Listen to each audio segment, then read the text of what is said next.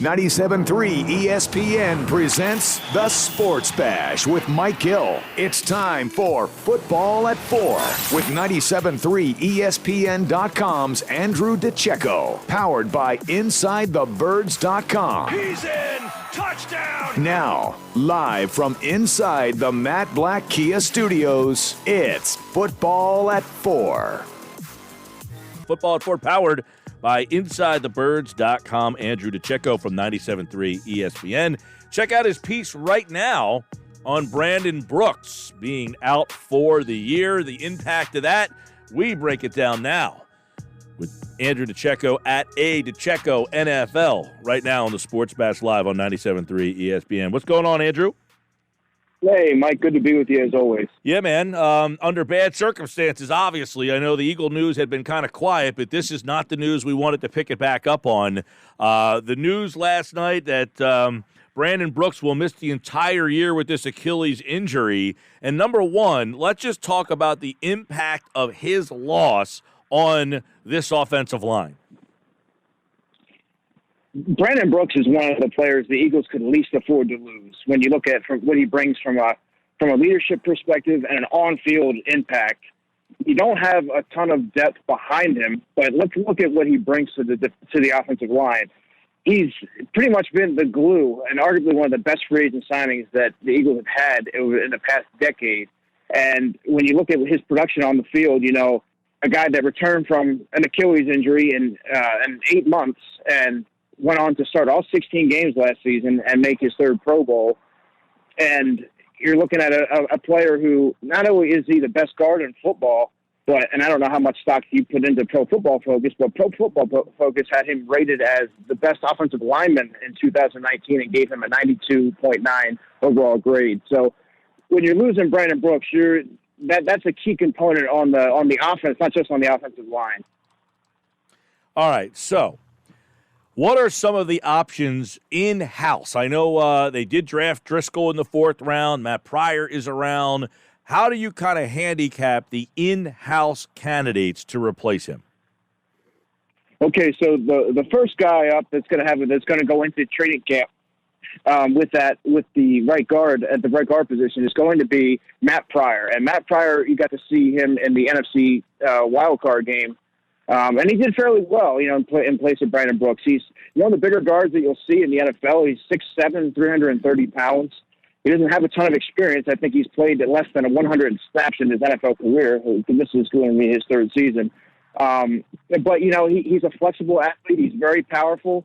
He's very effective in the run game, still developing the pass blocking aspect of his game. But he showed some signs. You know, he played in the Giants game, did well there, and he showed some flashes in the playoff game as well. So he's going to go into training camp with the first opportunity to hold that role down. And then, you know, you mentioned Jack Driscoll. Jack Driscoll was a 4th round pick. I had a chance to see him at the Shrine Bowl. When I saw him, he kind of projected as more of a guard to me anyway, just based on, you know, his body type, how he moves, his athleticism. He'll definitely be a right tackle, but I could see playing guard and also center in the NFL. So, but then again, he's coming off a shortened off season, which at a position that, you know, you need a full off season to really fully grasp. So you don't really know what you're getting in Jack Driscoll, and if you're going to get much of anything out of him as a rookie. And then you also have Nate Herbig, who was on the team last year. He made the team as an undrafted free agent. He was a guard at Stanford, but he spent his season last year learning the center position, and he's a guy that they really like. So those are your 3 options there. There's also Sua Opeta, who was he was a highly courted undrafted free agent last season. He spent the latter parts of last season on the Eagles' active roster. So those are the 4 in-house options currently. Do you personally think that Matt Pryor has the skill set to be able to at least hold the fort down and be steady enough? Well, he's played a little, Hunter, that it's hard to kind of gauge. And this is where you really wish you had those mini camps and OTAs to really evaluate where he's at, because, you know, he didn't play at all as a rookie. That was essentially a redshirt year. So last season he played in 12 games, but he really only played in 2 games on the offensive line.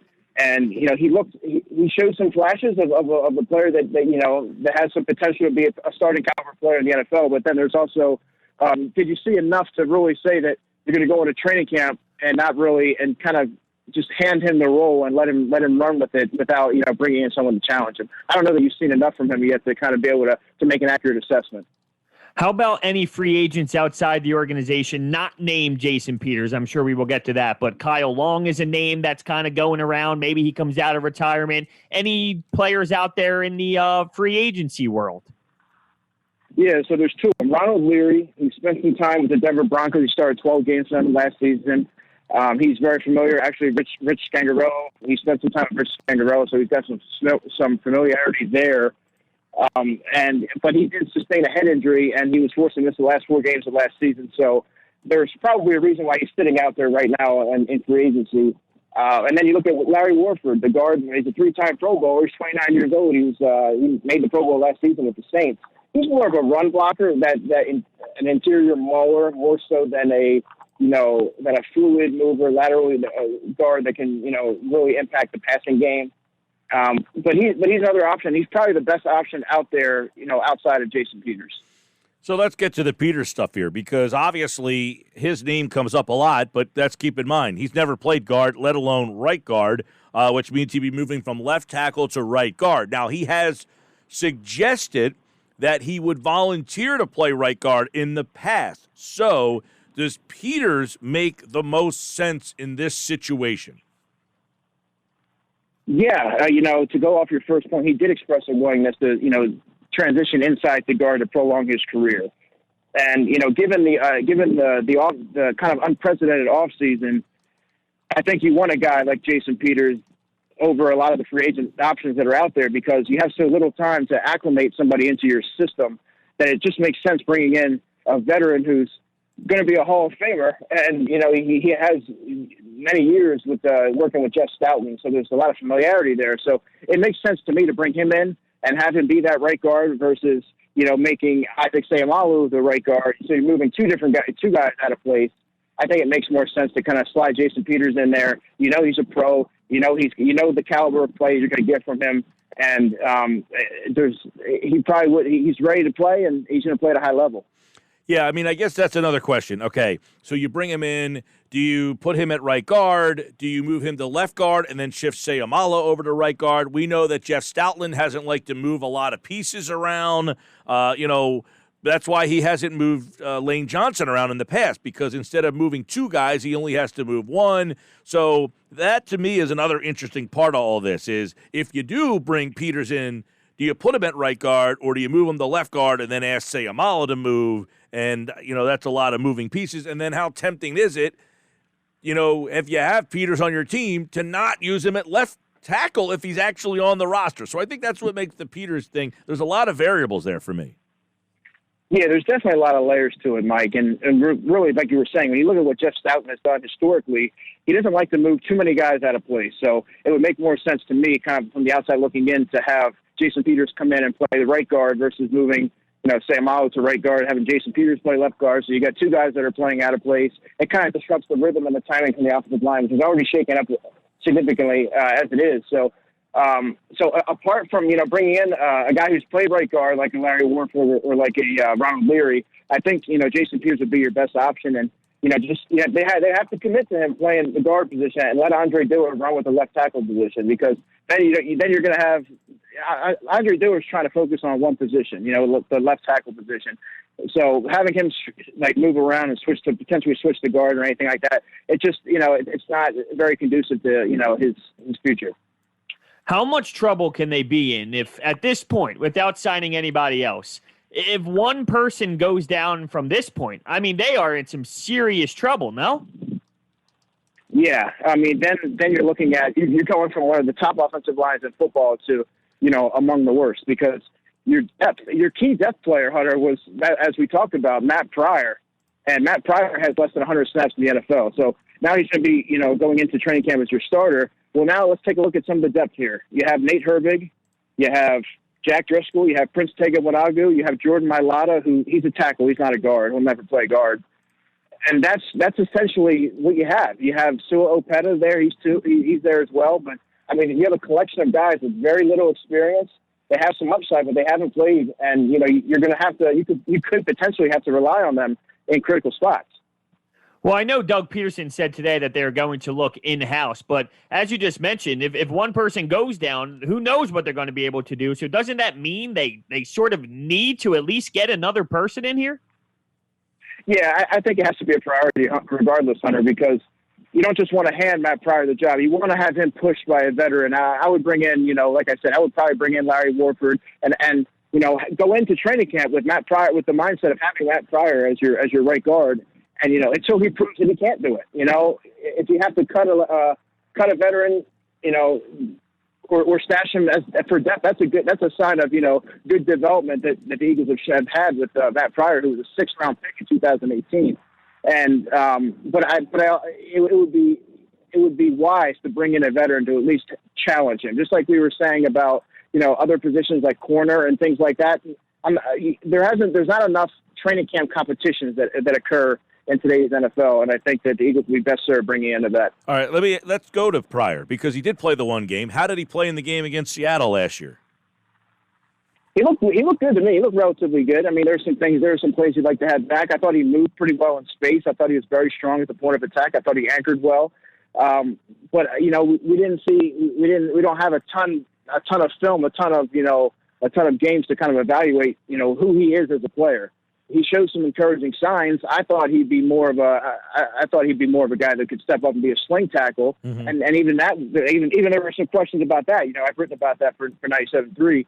There were some questions about whether or not he could step up and be the sling tackle. Well, now you're asking him to make the jump from a key depth player to a starter. So it's kind of hard to kind of gauge where he's at as far as his development. But I thought he showed some encouraging signs in the game.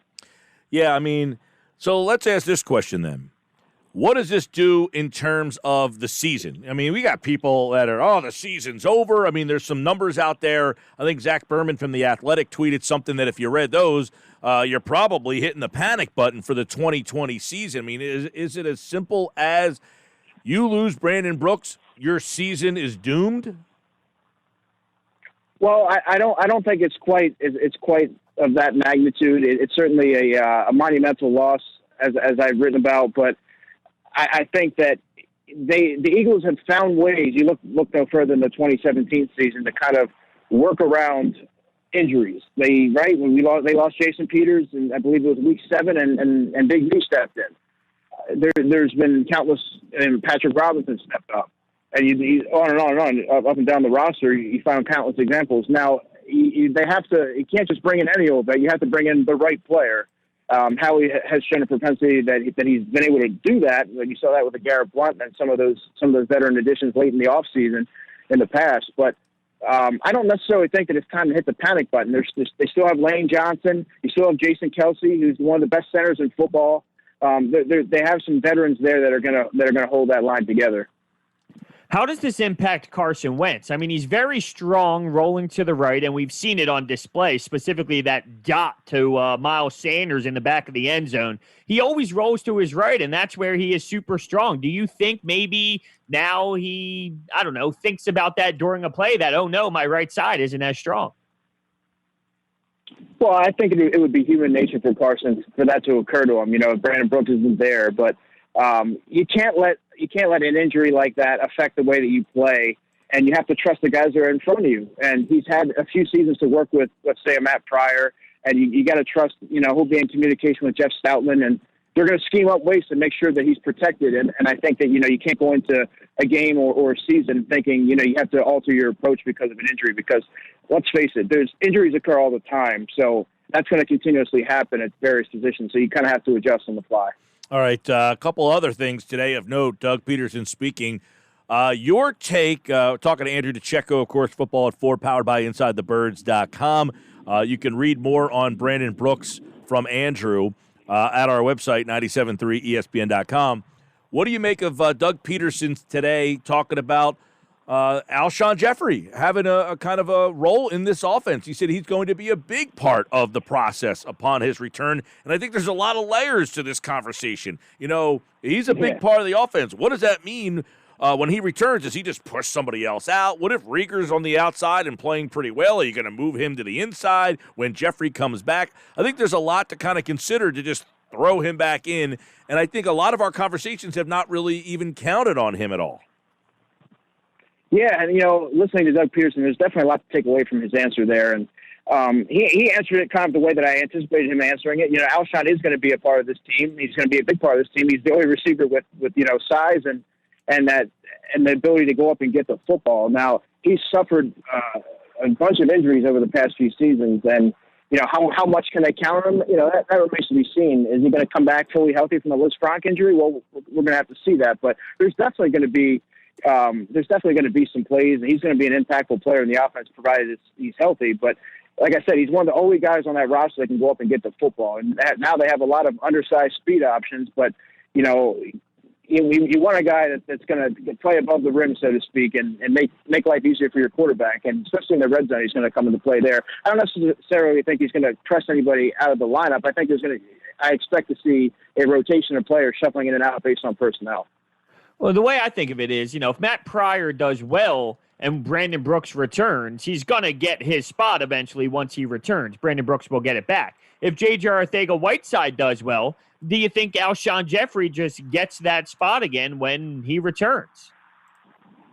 No, definitely not. I mean, if J.J. plays the way the Eagles envision him playing, and they obviously feel very highly they took him in the second round, that's a good thing. I mean, Alshon's going to have to earn his way back. You can't just, return your old spot due to injury, especially if a player you've invested, heavy draft capital in is playing well.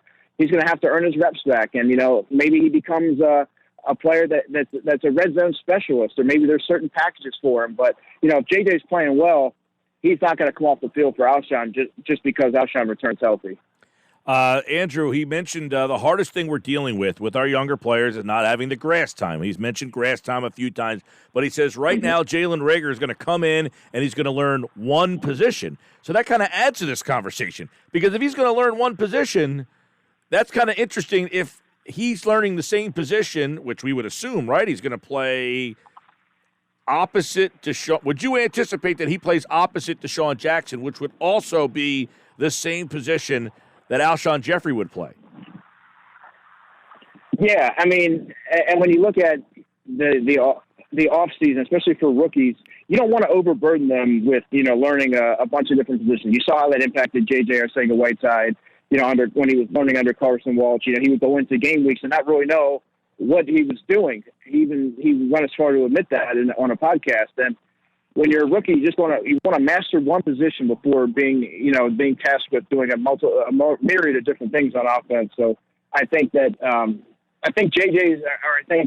Reagor is going to play that position. He's going to master that. And I spoke to his offensive coordinator, Sonny Cumbie, before the draft, and he was very effusive in his praise for Jalen and mentioned that he's a very fast learner and that he'll seamlessly adjust to any offensive system. So I think it'll be a gradual. I think he'll probably pick things up around halfway through the season. You're going to see him kind of used in a way similar to the way Deebo Samuel was used for the 49ers.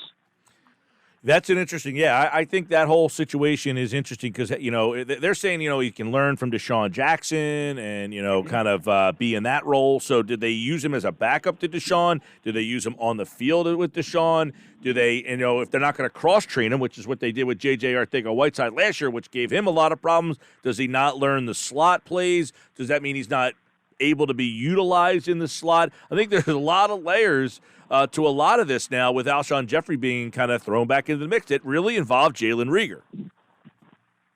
Yeah, and, that's also, are you taking Doug Pearson at face value? I mean, if Jalen Reagor's a quick learner, well, he's going to learn a bunch of different things. He's going to be used on these jet sweeps and learn, cross-train at multiple positions, like you were saying.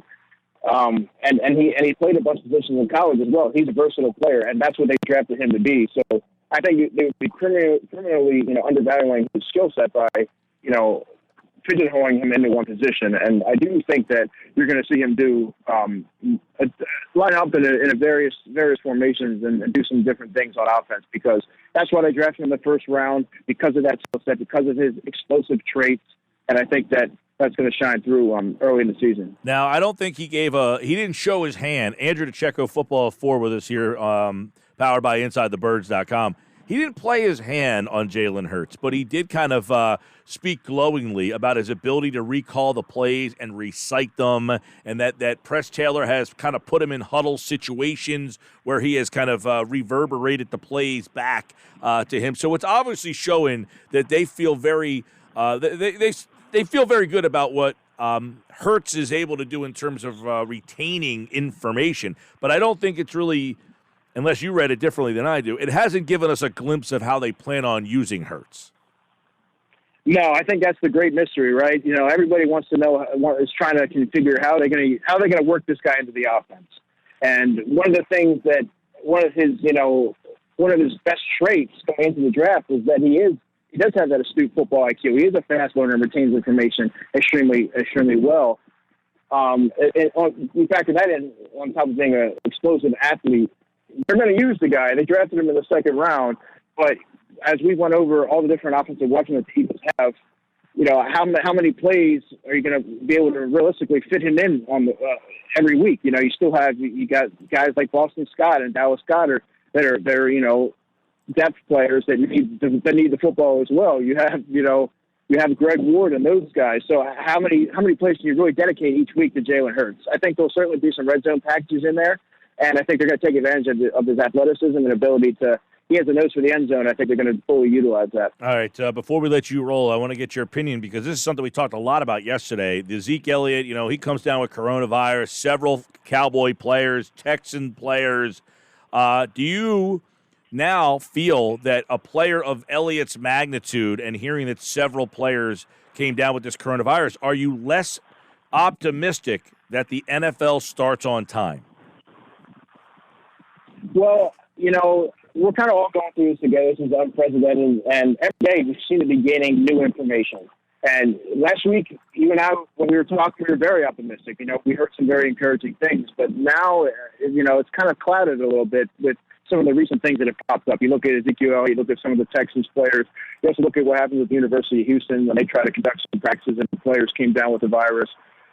And you look at, you know, places like you look at areas like Texas, California, Florida, South Carolina. All these areas are you know, they're spiking. These COVID cases are spiking, and you know, each and every day you kind of hear more and more horror stories here. It's starting to complicate things a little bit. So I'm not as confident as I was this time last week when we spoke that things are set to start on time.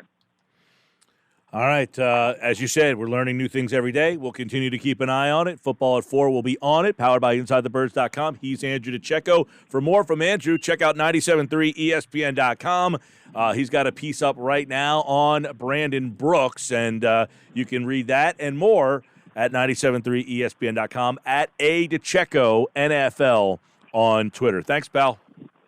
You got it, guys. Take care. And he, like all guests, appeared via the Boardwalk Honda hotline. Andrew DiCecco's back on Friday. Tomorrow, Jeff Mosher's in for Football at 4. Adam Kaplan. Should be interesting to hear what Kaplan has on Thursday, because by then we might have some more information on the possibility of, hey, are the Eagles interested in going outside the organization for that right guard spot?